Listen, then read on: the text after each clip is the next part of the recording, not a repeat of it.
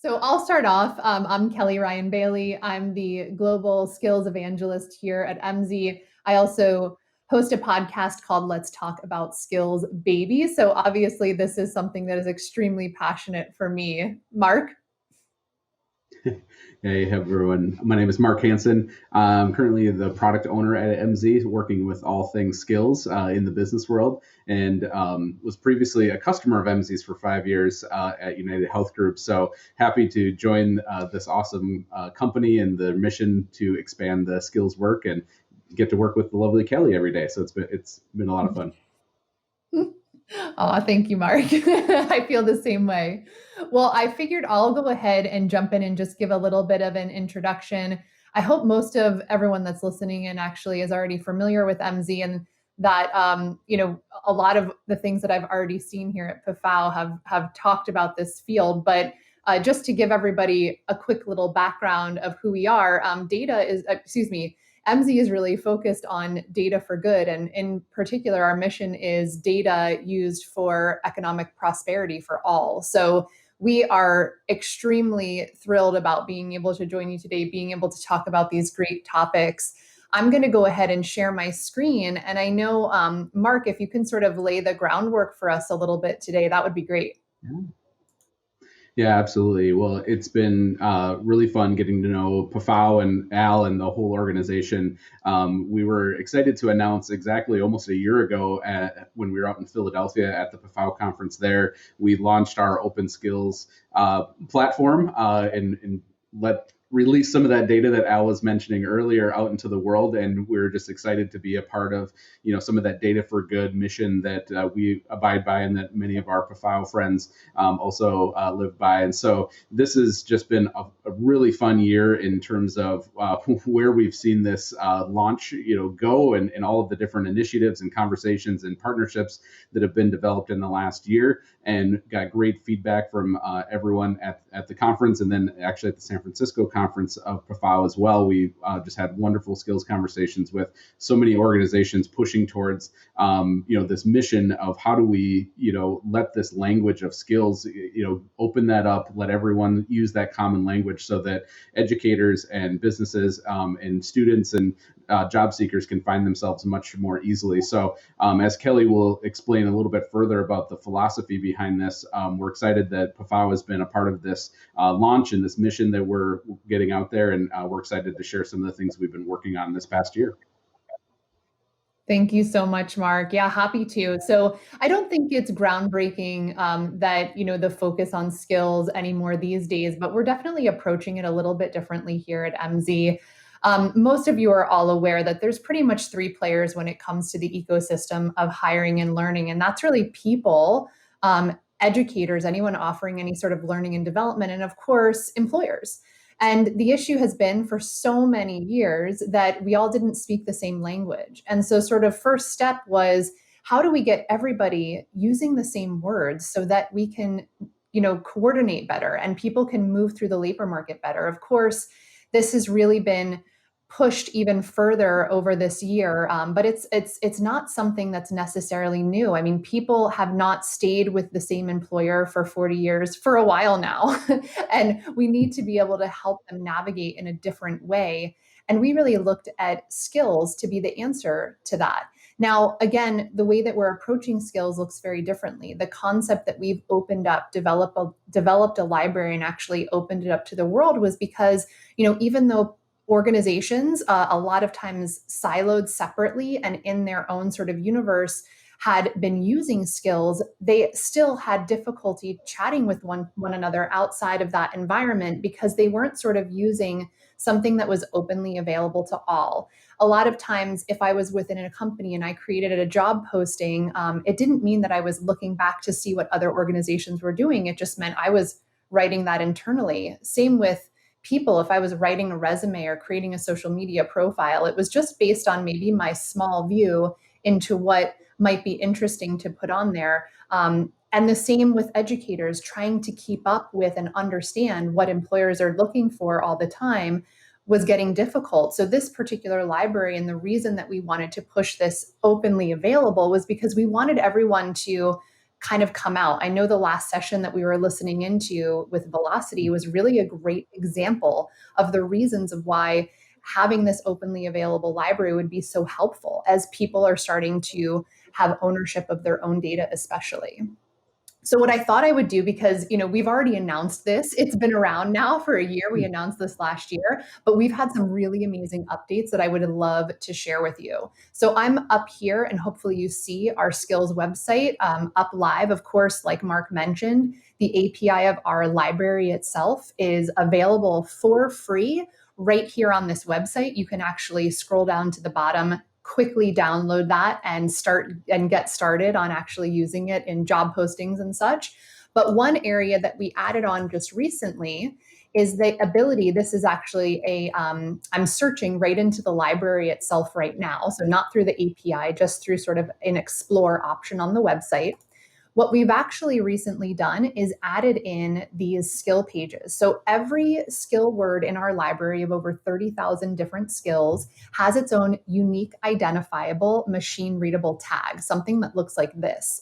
But it also has its own URL. And on that URL, what we're doing is offering up a Wikipedia definition when available. We're also offering up related skills to that skills, to this particular skill word that you're seeing here, which is Java. And these are going to be skills that typically show up in the same job posting or in the same resume of a person that has this particular skill. A lot of the other fun stuff that we have here is just some basic labor market information around that skill, what job titles you most often would see that skill in, what companies are posting jobs for that skill, and also a little bit of a trend analysis on job postings over the last, I believe this starts at 1 year prior on job posting trend, as well as some live job postings that are available and you can click through right here. So this is one of the new areas that we've added on. In the actual API itself, if I go back for a moment, we also have the ability, you have the ability to put in a bundle of skills and actually receive back a bundle of related skills to that skill, which is really fantastic. So this is just showing a quick, 3 skills that are related to this skill, but there's a lot more available in that particular API. So I thought, Mark, if we have enough time, I know we had thought about sharing some of our free resources, but is there anything that I missed prior to sharing free resources? Yeah, the one thing that I just am so excited about is, opening up a skills library is one thing, but really the context for what that library means is really the most important thing. And since EMSI is sitting on this wealth of billions of data points that are all connected to the labor market, it really puts context around each individual skill. But as Kelly was mentioning, even the related skills and how is that being used in the marketplace. So one of the huge benefits of what we're seeing as this skills library is getting adopted is all the feedback we're getting on. Thank you for the context of what the skill is. What is the demand in the market? What is the value of that skill? What is it being tied to in places that I wouldn't necessarily think of? And so that's one just kind of important aspect that as some of these different tools and stuff are being developed, we're just excited to see where EMSI Skills is going, but we're also just happy to have not just a skill definition and a skill word, but actually the context for how that skill is playing out in the marketplace today. And we are downloading data constantly every single night with millions of job postings and resumes and profiles. And so we're able to monitor and measure that skill impact and that market change that's going alongside that for how things are connecting and shifting in the market. So just wanted to add that quick. Thank you so much, Mark. That's a really great point. So like we were talking about, we actually have some free resources that are also available utilizing the same library, as well as the concept of what we call skill shapes and just the ability to see that context around skill words in the ways that skills present themselves in job postings and social media profiles. But I thought this would be a really great example of sharing how our tools are working to be able to read skills off of various types of documents. So in this particular example, we're doing this from the example of a resume, and I'm actually just going to go ahead and load the sample resume that we have here on the website. Of course, you can copy and paste in a resume or CV right into this tool. as you can see, what this tool automatically does is it reads out not only the skill words that it's seeing here on the resume and CV itself, but also how these skill words are related in context in this particular document. It looks like I have someone joining us today. So what this is allowing you to do is once you go ahead and see the skills that are up on here, you can actually, if you think about the way that you look for jobs, if I was going to take my resume and I was going to look for a role that maybe wasn't in my field, I may be interested in what an employer for that particular job was looking for, just so that I could tailor my resume to sort of meet what that was. And this gives you the ability, instead of me going out and looking up all of the, when I do it personally, of course, like not everyone knows this, but I'll go out and I'll probably look at 100 job postings to try to figure this out. It's very, very time consuming. So what we want to do here is give the ability to for people to be able to load in a resume and actually search through our data to look at comparing their resume with job postings. So if I look at this and say, here, if you didn't notice, this person has been a call center rep. So let's say I'm looking to be a let's see if I can spell today, customer service manager. Let's take a step up, right? I'm going to go ahead and allow the system itself to pull out a typical customer service manager role. And what it's going to tell me here is that when there are skills in that particular job posting that are already pointed out on my resume, like it's a thumbs up, great job, you should definitely point out these skills because in this job, those skills are really important. It's also able to show you, not that I'll spend too much time on this, but a little information on like when skills that you have listed here may not be super important for that job.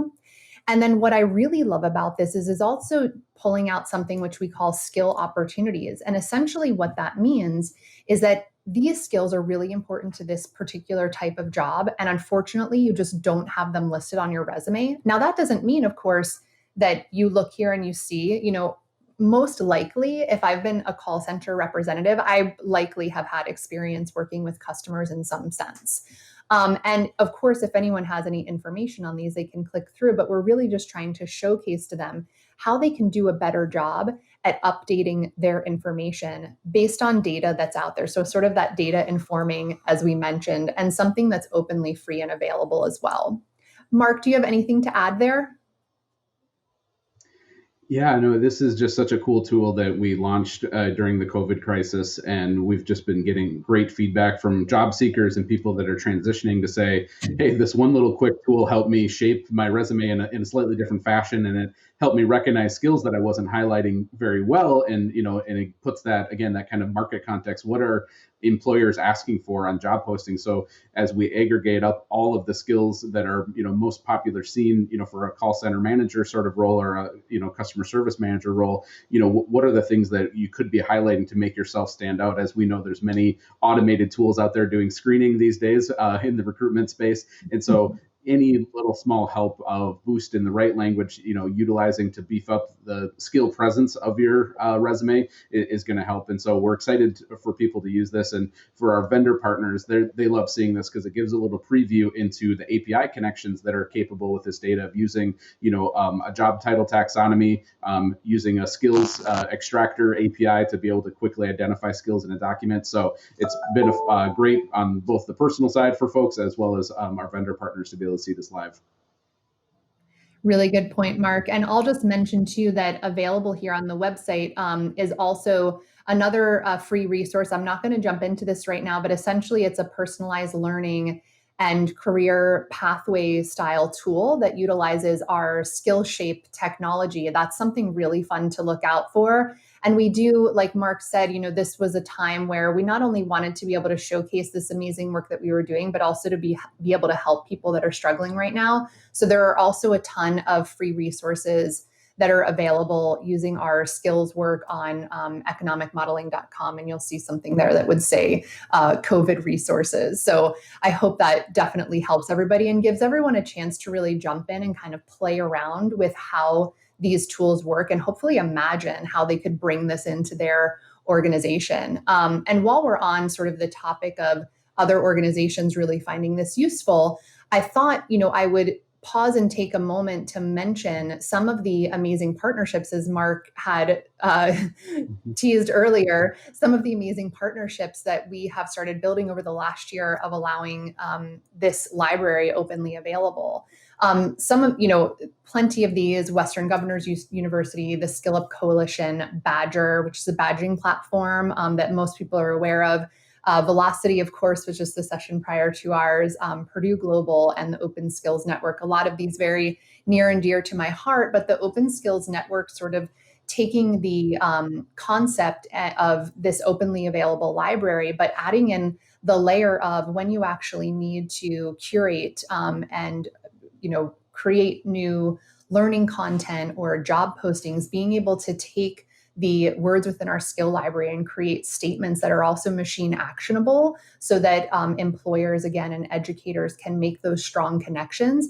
And truly, I feel like the work with Velocity is sort of the linchpin to this as well, which is the purpose around this is so that people, the lifelong learners that are moving through life, moving through various employment, moving through various learning opportunities, have the understanding of how to describe not only what they've learned in terms of skills directly back to potential employers, but also to be able to then authenticate that information so that employers can trust that information. That is a really big piece of the work that we're doing Mhm. here with this particular open library. And of course, some of these other groups here being just really strong partnerships, the Skill Up Coalition, looking at creating platforms that are serving folks that are out there on unemployment, trying to get back to work. And of course, Badger and WGU and Purdue Global all being partners that we're working on within all of these various initiatives and coalitions. And Mark, did two you that want I to want jump to in? add. Oh, you want to add? I Yeah, go do, ahead. yeah. Thank you. No, we're going to have more information coming out, but in the spirit of sharing fun news at PAFOW, we have two really, really fun ones coming up with two awesome companies, both Degreed as well as EdCast are partnering with us on the skills world as well. So again, kind of sticking on that theme of how do we skillify and kind of it's tag skills on curriculum to match people to better learning. With all of our great university partners, we're also working with companies that everybody recognizes through those two great platforms. So excited to share more on that as we go through. But yeah, it's just been really fun this past year, all of the different conversations. And we have many more that are coming down the pipeline that are going to be shared throughout the next couple months.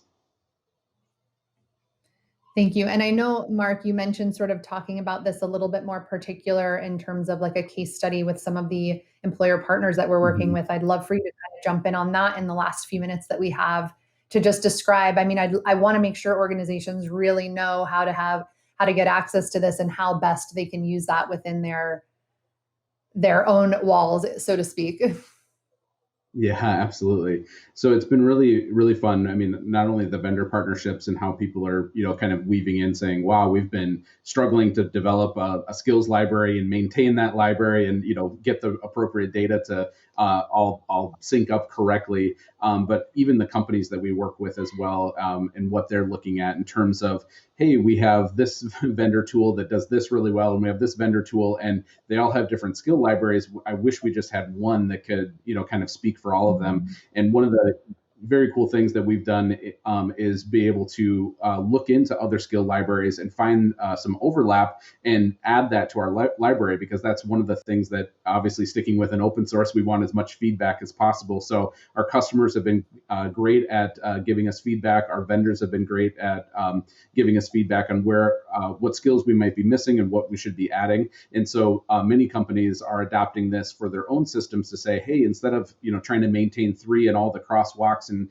digital connections to make that happen, we're adopting EMSI skills so that we can incorporate them all together, and we don't have the resource strain on maintaining that library, keeping it up to date.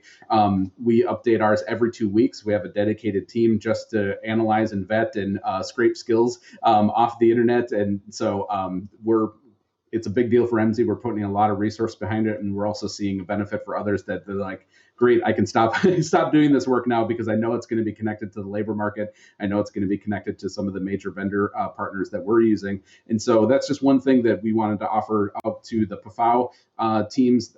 Please reach out if anybody wants to do a deep dive on skills. We offer complimentary skill overlap analysis to help make your life a little bit easier. So we're happy to chat with anybody and also make connections for anybody that is out there saying, which vendors would be good to work with. We're always happy to help out where we can. Thank you so much, Mark. I hope we have some time and maybe there might be a few questions, unless there's anything else you wanted to add, Mark. No, this is great, Kelly. It's been fun to present on this. And, yeah, Al or Teresa, if you, oh, good, we have Teresa back. Good. Yeah, if there's anything you want to add. We had one. Don't jinx it, Mark. Don't jinx it. I'm back. I can't even tell you how excited I was to introduce you and to be the first person to introduce Kelly as the Global Skills Evangelist, which was a change to your title just yesterday, I think, on LinkedIn. So I was talking, I guess everyone else didn't hear me, but the most important thing is that you had time to share all of the goodness that you are providing in the world. And I just want to thank you on behalf of everyone for the free resources that you have put out during the COVID times. I think one of the exciting things about you being able to reach this community and the feedback in the chat is, quote unquote, I'm blown away. I have struggled to be able to do this for the last 20 years. I won't name the company. So I think the idea that you have now these tools to be able to look at those skills overlaps, the opportunity to look at the skill shapes and start to think about how people navigate through their careers by adding on these secondary skills, really challenging organizations in terms of their job description, what's really important and what's the context in which we're asking for these skills.